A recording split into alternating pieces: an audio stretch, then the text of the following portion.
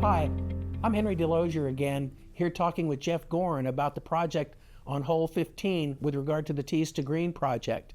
And in our previous session, we talked a little bit about the project itself. I think everyone would like to know, with this testing, what are you learning?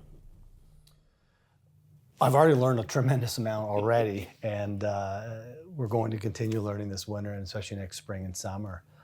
Early on, I think we learned some different construction techniques, things that'd be more specific moving forward, even though I've got quite a bit of experience with construction from the beginning and small renovation projects.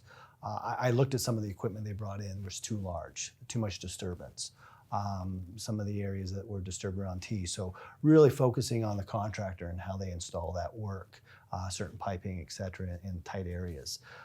We also learned the demo, the quantity of organic material when we phrase mowed or remove the turf from the top layer of the golf course. It was a tremendous amount. We created bury pits on the hole, but it did create quite a bit of spoil. So learning to see how much per acre of spoilage afterwards, and without shaping on 15, and we didn't change any modifications, any features, we were required to haul a lot of that material off property. So seeing that play out, also when we went to sprig, which is I would prefer the method for sprigging this golf course for various reasons. Seeing the water quantity that's required for initial sprigging. It's not, as a superintendent, we sprig. Hopefully we're not sprigging on a regular basis other than construction. But it's a tremendous amount of water requirements in the initial weeks. And so seeing that and knowing per acre and be able to quantify that, we've already learned a lot from grow in to where we are. And now as we move forward, we're really going to dive in and learn some more. With the things that you've learned so far with the testing, what kind of changes, if any, have you made? Changes to the hole on 15? No changes to the installation process. For an example, around the tees, they prefer to pull the pipe. Most times I've always trenched and laid the pipe in, yep. And this is the first time I've really dealt with HDPE, I'm sure you're familiar with it, polyethylene, yes, versus polyvinyl chloride. So we've kind of gone to the new evolution of turf and seeing how it's being installed. But when you get into a tight area, I think using a mini excavator and trenching and having people physically lay it in, it will disturb a lot less, cause less disturbance, less re-veg, ultimately less work. So a little bit more work on the front end, I think would reduce time on the back end. So that's a good example. That's a valuable lesson to learn. Absolutely, and again, learning at small scale before we go large scale. Of course, yeah, that makes a lot of sense to me. You mentioned water and the considerable volume of water required for a project of any sort. With this Tees to Green project, have you found in the process of testing on hole 15 water savings, water efficiencies that you believe you can carry through to the other 17 holes plus practice facilities? Not yet. Again, we've just concluded grow, and I believe our sprig date was August 5th or 6th offhand. So, it's just been really established over the last 6 to 8 weeks. So we have not really done any drought testing. We will in the future. It's very exciting. We've put subsurface irrigation on 2 of the tee boxes. The back 4 tee boxes, they're all metered. So we'll be able to measure the quantity of water as we head probably into the first quarter as we pull back the overhead irrigation and to see what type of water savings we have on subsurface. So really we're gonna learn more next spring, next summer in terms of water reduction.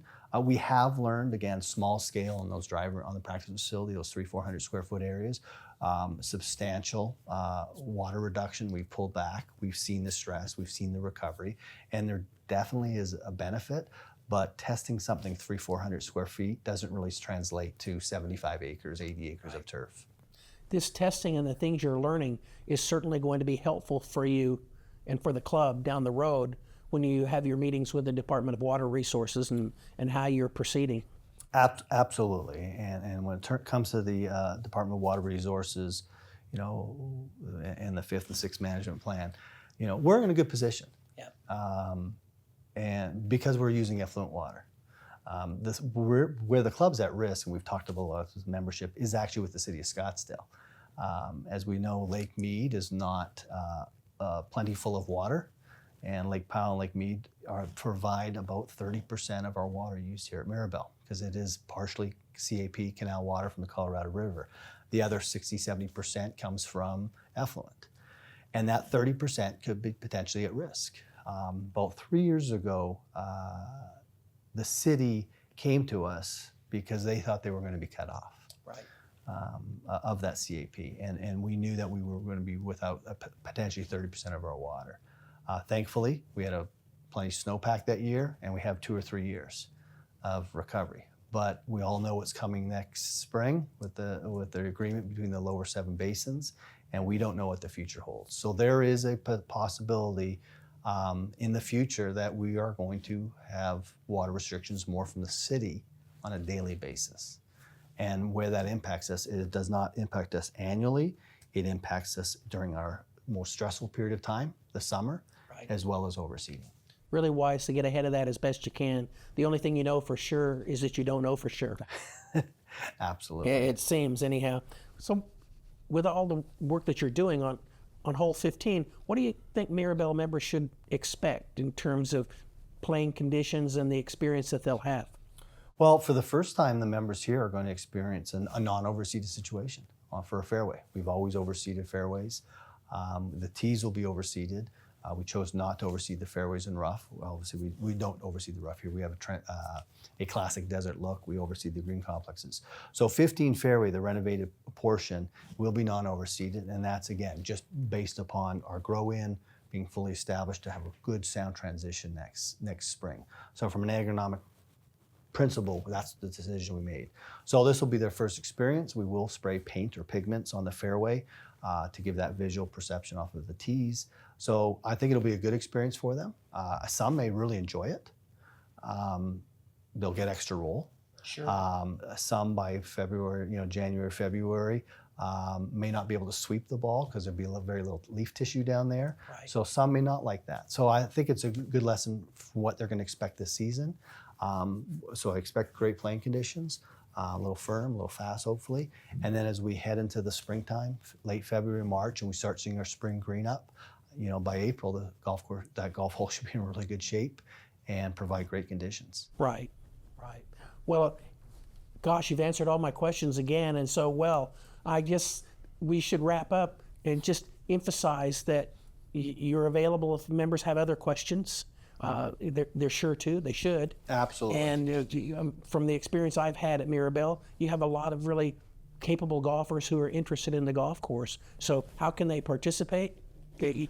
Again, I think we'll have to plan that out. I know Jim's very creative. I love talking to people, both in person, whether it's coffee chat. I'd like to do more infield. I know I'm going to be doing it with my grounds committee at a small scale.